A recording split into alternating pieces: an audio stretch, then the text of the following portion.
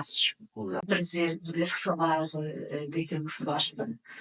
E vamos falar de facto de laços, vamos falar de saúde. E quem está aqui para falar, para a minha Augusta, sou eu. Sou psicóloga clínica, psicoterapeuta psicanalítica relacional. Sou ludoterapeuta, enfim, umas quantidades de especializações, todas na área da saúde mental.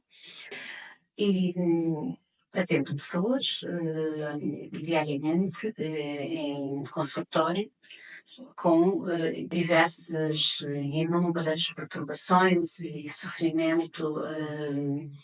Eu não digo mental só, mas sofrimento em que o mental se junta ao físico. Sendo que a sua formação vai para além da psicologia, portanto, foi autarca durante alguns anos e também lecionou, portanto, na disciplina de português. Portanto, aí também fez a sua licenciatura e a sua formação. A minha formação de base é, de facto, no português e na literatura portuguesa. Foi português e francês, mas eu gosto mais de falar sempre no português, porque era o que eu gostava mais. E dei aulas durante 14 anos. Depois dei a minha participação cívica no mundo do poder local. Fui vereadora durante 12 anos na Câmara Municipal de Borba. E depois, os caminhos não são aqueles que são traçados nos livros, não têm que ser todos iguais. Depois voltei à universidade para abraçar esta paixão, que é uma verdadeira paixão. Aliás, a primeira paixão, o quanto sumo de saber. Era a primeira paixão, mas não havia condições. Quando eu fui para a universidade a primeira vez, não havia curso de psicologia em Évora. E por dificuldades financeiras dos meus pais, não havia possibilidade de estudar psicologia para Lisboa. Então, eu fui estudar aquilo que me permitia ter trabalho, que permitia ter emprego, que era o ensino. E uma coisa que eu também gostava e continuo a gostar muito, que era de trabalhar na área da língua portuguesa. Portanto, foi a primeira formação. Não estou nada arrependida, foi uma formação que também me pôs em contacto com as pessoas, com os mais novos, com os mais velhos, com os colegas, mas sobretudo com os jovens e com as crianças. Isso também foi uma boa base para depois o estudo da psicologia. Portanto, essa interação que teve durante estes anos foi quase um pré-curso, uma pré-formação para aquilo que é a sua profissão hoje, que eu atrevia, naquilo que eu conheço da Filipe Almeida, a não chamar de uma profissão, mas um estado da vida. Em off já temos falado, que quem conhece a Filipe Almeida é daquelas que de facto lhe pagam, acaba por ser remunerado por um trabalho que não é trabalho, mas é uma forma de estar e um prazer que tem a vida, trabalhar na área da psicologia. É verdade, eu costumo dizer que me pagam por eu fazer o que gosto. E para fazer o que gosto e também para continuar a estudar, porque neste momento vão 13 anos, já vão 13 anos desde o primeiro ano da licenciatura em Psicologia. E estes 13 anos não foram para fazer licenciatura e mestrado e começar a trabalhar só. Foram para fazer isso, claro, mas também foram para continuar a estudar, porque é impossível não continuar a estudar quando estamos a trabalhar com a mente humana, com os seres humanos. As ciências, e neste caso as neurociências, estão sempre em evolução. E o ser humano é tão complicado que não há dois seres iguais, e portanto aquilo que para um pode não ser problema, para o outro pode ser um grande problema, e isto exige uma formação contínua. Provavelmente teria chegado a esta área, eu diria, no tempo certo, mas porque nunca é como hoje se ouviu falar tanto em saúde mental. E o que é saúde mental? O que é psicologia? duas definições interessantes. Então, a psicologia, poderíamos dizer que é o estudo do comportamento humano, o estudo do funcionamento da mente, hum, e do funcionamento fisiológico, até do cérebro, e também do comportamento das pessoas, das suas emoções, dos seus sentimentos, que vão também influenciar esse comportamento. E o psicólogo pode nunca ser alguém que dá consultas e que atende pessoas. Pode ser um estudioso, pode ser um professor, pode ser um consultor de uma empresa, pode ser alguém que trabalha com uma escola. Pronto, o psicólogo pode ficar-se pelo estudo e pelo aprofundamento do estudo. Depois a intervenção com pessoas também pode ser feita por psicólogos, mas já lá vamos. Em relação o que é saúde mental, eu aqui vou recorrer da definição da Organização Mundial de Saúde, só para explicar. Então, a própria Organização Mundial de Saúde diz que não existe nenhuma definição oficial, e põe oficial entre aspas, que diga respeito à saúde mental, porque esta saúde mental é sempre influenciada pela subjetividade das pessoas e pelas diferenças culturais. No entanto, poderemos dizer que a saúde mental é um estado de bem-estar emocional. Bem-estar emocional, bem-estar psicológico, sempre ligado ao bem-estar físico. E este bem-estar que permite às pessoas fazer uso das suas capacidades emocionais e cognitivas, para desempenhar funções sociais e responder àquilo que são as necessitações da vida cotidiana de cada um. Portanto, resumindo, poderíamos dizer que ter saúde mental é sentir-se bem na vida, é sentir-se bem consigo, sentir-se bem na relação com os outros e sentir-se funcional em relação àquilo que a sociedade espera de cada um. Filipe, se nós falarmos na psicologia, de facto, como acaba de referir, é uma área muito abrangente. Se calhar a própria sociedade, ou seja, todos nós, tocamos um pouco em qualquer uma das áreas. E para exemplificar o que quer dizer, se nós falarmos em depressão, se nós falarmos em ansiedade, se nós falarmos. Portanto, todos nós, de uma forma natural e enquanto seres humanos, tocamos essas áreas. O que eu pergunto é como é que um clínico, como é que um técnico percebe quais são os parâmetros, quais são os tetos que vão para além ou não daquilo que, no fundo, é a normalidade do comportamento humano e que está intrínseco, com certeza, em cada um de nós. Essa é uma questão que nos colocam logo no início da nossa informação. O que é normal e o que é o conceito de normalidade, não é? Aquilo que para uns é normal, para outros pode não ser. E das primeiras aulas de psicopatologia, nós fomos pedidos para não ir ler o DSM. E o DSM é o compêndio americano, porque há outro europeu, mas é o compêndio americano das perturbações mentais. Porque se nós formos ler quais são os sintomas de cada perturbação psicológica ou de cada doença mental, se calhar todos temos um bocadinho de cada um. E ficamos aflitos porque então estamos todos doentes. Não, e isso não é assim. A saúde e a doença e a diferença e a distinção entre saúde e doença é uma linha, podemos pensar numa linha em que isto é muito fluido, uma linha em que a saúde não vai até um determinado ponto e depois há uma ruptura e a partir daqui é a doença.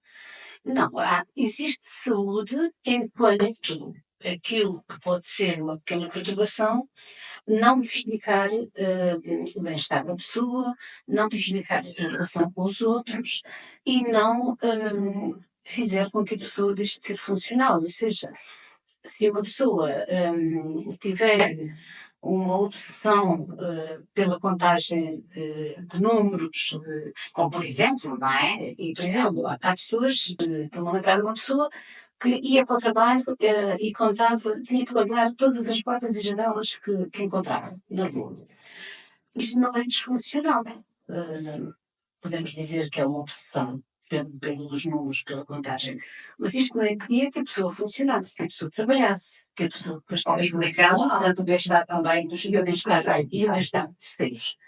Mas, pegando o mesmo exemplo das obsessões e das compulsões, se uma pessoa se levantar para começar a trabalhar às 9, e se levar 3 horas ou 4 horas com rituais que se sente obrigada a fazer, como levantar-se e deitar-se 10 vezes. Existe. Como lavar a cara, mas com uma determinada ordem, ou tomar banho por uma determinada ordem, e se não fizer, volta a fechar a torneira, seca-se e volta a começar o banho. Se uma pessoa pode-se considerar, portanto, uma patologia normal desse comportamento. não, porque isso já interfere com o bem-estar da pessoa, interfere com o bem-estar dos outros que o rodeiam e dificulta a vida laboral que é a pessoa. Portanto, aí já é uma motivação. Já podemos considerar uma perturbação. Filipe, e vamos regressar aqui à primeira questão. Porque é que hoje, e especialmente hoje, quase como se fosse uma epidemia, se fala tanto em saúde mental? Houve aqui uma alteração dos comportamentos da sociedade, ou por outro lado, sempre existiram estes tipos de comportamento, mas que foram, de alguma forma, enfim, descurados pelos decisores que intervêm na saúde. Bom, nós vivemos numa sociedade que de facto exige demasiado das pessoas. E exige demasiado a ponto de muita gente não estar satisfeita durante anos e anos com o que faz, com o trabalho que tem, com a vida e a porraria que tem. E, portanto, a própria sociedade em si já é um fator que gera stress, que gera ansiedade nas pessoas. A pobreza também. A pobreza é um grande preditor da doença mental. Como pessoa num nível muito grande de pobreza, não pode ter o tal bem-estar de que falávamos há bocado. Portanto, há aqui fatores que são externos à própria pessoa. E depois existem os fatores internos, e alguns há bocadinho falou em epidemia, não foi epidemia, eu estava a lembrar da palavra pandemia. A pandemia de Covid-19 também tem aqui um papel importante, porque de repente todos nós passamos a viver uma outra realidade, para a qual nós estávamos preparados. E a forma como cada pessoa respondeu às exigências, às proibições, a tudo aquilo que aconteceu durante pelo menos 2 anos e tal, vai condicionar a sua saúde mental e a sua saúde física também. Vai condicionar. Houve pessoas que parecia que tinham reagido muito bem, houve pessoas que reagiam muito mal e houve pessoas que parece que não reagiram. Mas a verdade é que as perturbações estão a aparecer agora. Porque é como se a pessoa estivesse, como se a pessoa tivesse tirado para o lado os problemas, e agora, à medida que o tempo passa, já nem os liga à pandemia, mas eles estão ligados ao medo que foi vivido e que foi provocado pela pandemia. E, portanto, são muitas as pessoas que vão ao seu consultório e que reconhece, não direi imediatamente, mas que sente que aqueles sinais que a pessoa revela e aquilo que lhe dizem é fruto, de facto, desse isolamento e toda a situação foi vivida durante mais ou menos como refere esses 2 anos. Não dá só fator para a procura do técnico, para a procura de um psicólogo, de um psicoterapeuta, nunca existe só um fator. Às vezes as pessoas não têm ideia do que é que provocou aquele mal-estar. E só nos sabem dizer sinto-me desta forma. Mas quando nós começamos a perguntar, mas sinto-me desta forma desde quando? Quando é que começaram esses sintomas? Às vezes começaram há 2 anos e nós ficamos alerta, não é? nomeadamente quando se trata de ansiedade, de medos, que as pessoas não tinham antes, passaram a ter. E não tenho noção de que isto pode vir da pandemia, porque também não vem só da pandemia, vem da vida que as pessoas têm e daquilo que conseguem fazer com a herança que tiveram. Todos nós nascemos sem perturbações. Nós nascemos sem perturbações mentais. O bebê, quando nasce, não ter nenhum tipo de perturbação, não ter nenhum tipo de doença mental, a não ser que seja déficits cognitivos, genéticos, mas não tem ansiedade, não tem depressão, não tem medo, não. E é na relação com os outros, começando na relação com a mãe, ou com a cuidadora principal, que nós vamos ganhando dificuldades, que nós vamos desenvolvendo capacidades e competências e que também vamos desenvolvendo e vamos ganhando traumas. Portanto, quando as pessoas nos chegam, elas são resultado de muitos fatores e por isso é que mais do que conhecer as doenças e conhecer as características das doenças, nós precisamos conhecer os doentes. É fundamental e por isso é que a psicoterapia não é um penso rápido, não é uma ida à urgência, não é uma coisa que se resolve com um comprimido e que se resolve numa semana, como, por exemplo, uma amigdalite ou uma constipação simples. É preciso muito tempo, porque às vezes os problemas vêm de muito longe e nós temos que ir lá atrás com muita paciência ao ritmo que o doente conseguir ter, porque não é o meu ritmo, é o ritmo da pessoa que está à minha frente.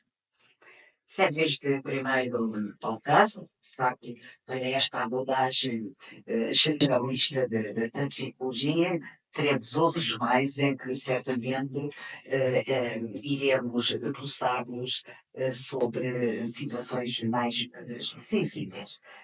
Mas nesta abordagem mais generalista da psicologia, portanto, aqui um fator que eu acho que a sociedade hoje ainda enfrenta e ainda tem, ou existe ainda algum preconceito das pessoas procurarem ajuda, porque também a nossa sociedade fez-nos acreditar que provavelmente quem procura um psiquiatra, um psicólogo, alguém na área da saúde mental, estamos a falar de malucos, normalmente, mas este é o comportamento e é o pensamento.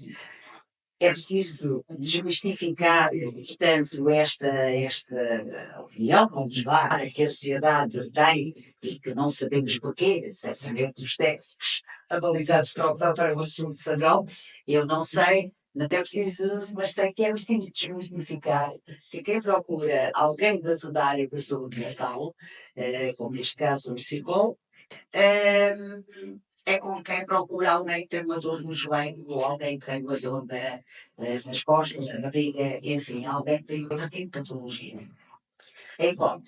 Estas necessidades, à partida, mas sendo que a mente é que comanda tudo o resto, portanto, deveria ser uma prioridade de cada um de nós quando não se sente bem. Deveria ser igual, mas não é. Primeiro, o acesso à saúde mental não é igual ao acesso à saúde física. Felizmente, a maior parte da população tem médico de família e pode recorrer ao médico de família e se não puder, pode recorrer a um serviço de urgência para qualquer problema de natureza física. Que às vezes esse problema não é só de natureza física, mas isso é outra conversa. Mas a maior parte das pessoas não tem a possibilidade de recorrer a um psicólogo do Serviço Nacional de Saúde. Para já, e de forma errada, o psicólogo no Serviço Nacional de Saúde tem que ser recomendado por um médico. E logo aqui está uma subalternização da saúde mental à saúde física. Tem de ser o médico a enviar a pessoa para uma consulta de psicologia ou para uma consulta de psiquiatria no Sistema Nacional de Saúde. Isso é errado, porque Era isso que eu se o médico, se o médico entender, um médico de clínica geral, portanto, até que ponto pode estar capacitado para perceber se aquela pessoa precisa ou não ter chegado no seu tubo. primeiro, não tem especialização necessária. Tem conhecimentos, naturalmente, os médicos têm conhecimentos, mas não tem especialização necessária. Mas depois tem poder para receitar medicação psicotrópica. Não tem especialização, mas pode receitar antidepressivos, ansiolíticos, E, na antipsicóticos. sua opinião, está errado?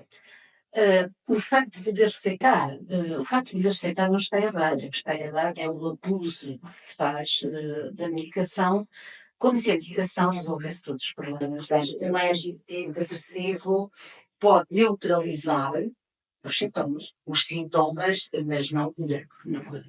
O antidepressivo pode ajudar a minimizar os sintomas de uma depressão. A pessoa pode tornar-se mais funcional. E se imaginarmos uma pessoa que não é capaz de sair de casa, nem sequer de abrir as janelas, não se levanta da cama, não toma banho, está numa depressão profunda.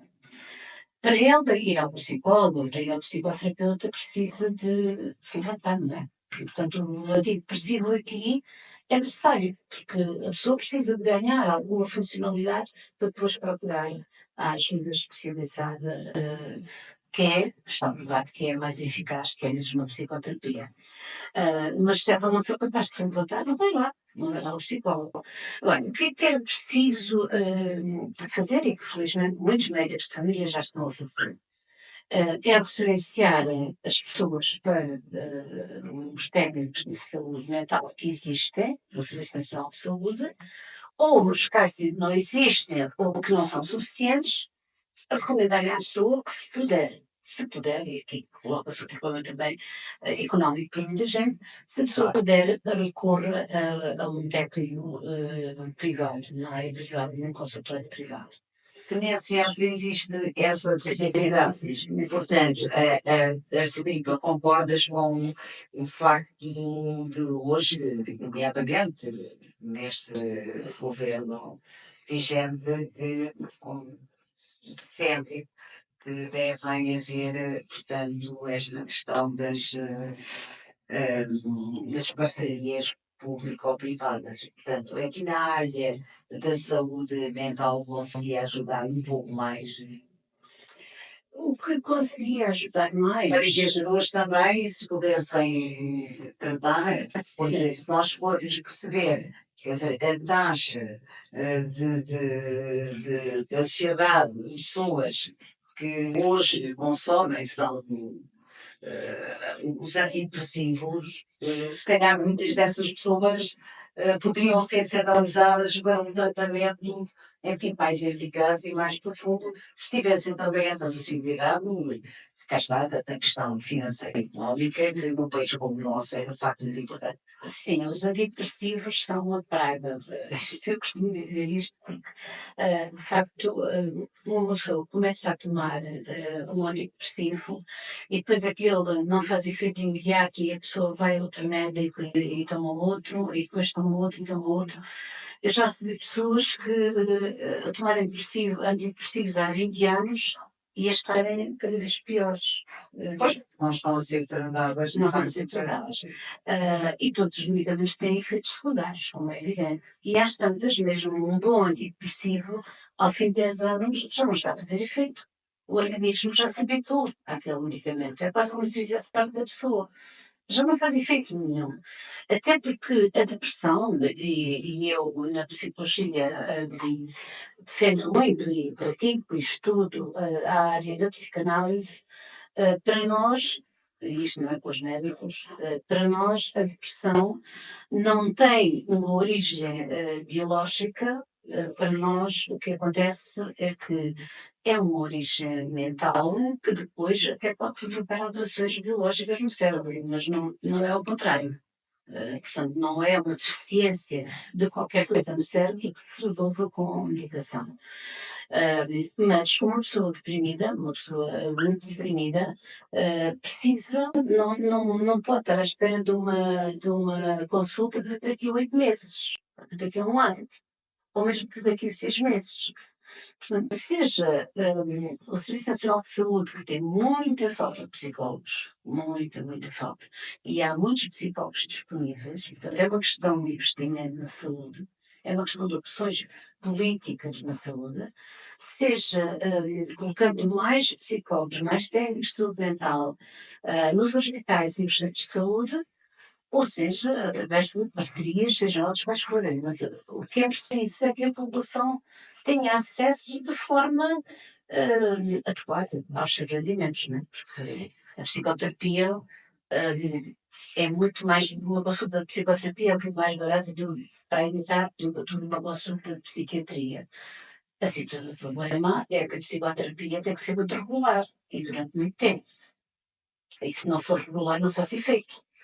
E para terminarmos este primeiro episódio, que penso muito interessante, vamos terminar desta forma. Assim, se eu levantar todos os dias, triste, com falta de energia, com pouca vontade para tudo, uma vez, duas, três. Mas se à quarta eu levantar da cama, cheia de energia, cheia de vontade de querer, de afirmação positiva, eu preciso de contactar, preciso consultar um psicólogo. Eu diria, à partida não. À partida não, se esse estado de bem-estar depois se mantiver. Porque todos nós temos flutuações de humor. E uma flutuação de humor com uma causa que nós conhecemos ou não, não é uma perturbação mental. A nossa tristeza é normal e temos de viver a tristeza. É Há que preciso. chegar há muitas pessoas, espécies de cada um de nós, não é? Que querem dizer, é pleno, uma felicidade, um sentimento positivo, diariamente, isso não existe. Não. Estou-me a lembrar de uma jovem que eu atendi que me dizia que a felicidade é um momento. A felicidade não é um estado constante, é um momento. De vários momentos, São momentos, não é? Mas nós não estamos sempre alegres, nós temos vários estados do céu, vários estados do meu, se dizermos em português. Nós temos um lado mais triste, temos um lado mais alegre, um lado mais simpático. dependendo do momento das Dependendo do momento das circunstâncias. circunstâncias e, portanto, estar triste é preciso aceitar que estamos tristes, porque há fatores que nos deixam tristes. Também é preciso aceitar o nosso lado mais alegre, o nosso lado mais expansivo e o nosso lado, como eu gosto de chamar, o nosso lado mais lunar também. Mas se nós nos levantarmos diariamente pelo período, enfim, que consideremos que não seja normal levantarmos todos os dias com essa falta de energia, com essa alegria ou com vontade de chorar, aí temos que procurar o psicólogo Aí convém, não é? aí Convém, convém fazer uma autoavaliação, pensar, olha, há quanto tempo é que eu me sinto assim? Desde quando é que eu me sinto assim? O que é que aconteceu na minha vida para eu me sentir assim? Que mudanças é que houve? Porque pode haver muitas razões para esse sentimento. Agora, de facto, é preciso, a pessoa sente-se assim durante várias semanas, durante vários meses, é melhor procurar um técnico especializado que a ajudará a encontrar as causas e a ajudará a lidar com os problemas, porque às vezes eles estão um bocadinho escondidos, não é? A nossa mente as gavetas, as tais das gavetas. a nossa mente tem essa facilidade de esconder aquilo que não gosta. Os nossos comportamentos depois podem variar e ir de acordo ou não àquelas gavetas que não nem imaginamos que já estão fechadas. Nós temos a tendência E que ninguém consegue abri-las. temos a tendência de olhar o lixo para baixo do tapete, não é? Quando não queremos vê-lo. Portanto, aí é como de olhar o lixo para baixo do tapete. E às vezes as pessoas dizem, eu tenho consciência de que tenho muitas gavetas fechadas, mas eu não estou em condições de as abrir ainda. Forcei primeiro. Forcei, prometo, porque o que pode lá sair pode perturbar. E eu costumo utilizar metáforas e dizer, olha, gavetas muito tempo fechadas criam um odor. E quando as abrir, cheira mal. chegar a ponto. Portanto, Deus. isto no fundo, terminarmos com uma mensagem a quem nos está a ouvir, de que é melhor abri-las. É melhor tornarmos as nossas gavetas mais arejadas, porque o futuro pode ser mais risonho. Pode, mas o futuro também nos pode obrigar a tomar decisões. E estou-me a lembrar de pessoas que me dizem: eu sei que precisava de ir, mas quando eu soltar os meus fantasmas, como é que eu os meto de novo dentro da gaiola, por exemplo? É que está na psicóloga, é que está Vai ajudar o medo da ganância, o medo, porque as pessoas às vezes têm consciência de que se fizerem uma psicoterapia bem feita, podem ter que tomar decisões na vida e têm medo de tomar essas decisões. mas essa é a revolução de Mas mais essa não, a pessoa pode ter consciência de como funciona e não querer mudar. Mas na psicoterapia leva-nos sempre a ponderar se não seria melhor mudar, já que até ali nos sentimos de uma forma menos realizada, menos feliz. E, portanto, consideramos essa hipótese, considera-se essa hipótese de mudança. Doutora Silvia Almeida, Porque, no fundo, a terapia significa transformação. E, portanto, a psicoterapia é uma grande frase. deveria levar a transformação. Exatamente. Portanto, todos nós, em dada altura da vida, provavelmente precisaremos, ou muitos de nós, dessa tal transformação. Muito obrigada, doutora Filipe Almeida. Fique então aqui levantar um pouquinho do véu no próximo episódio. Vamos falar da ansiedade. Sim, vamos falar dessa verdadeira praga, de facto. Porque eu acho que toda a gente sofre de ansiedade, falaremos sobre isso, e isso é normal. Ter ansiedade é normal. Vamos A dizer, então, ansiedade é aquele teto que falámos há pouco, não é? O que é uma ansiedade normal e que é uma ansiedade que baixa para lá já para se tornar uma. Muito obrigada, Almeida, foi um gosto. igualmente.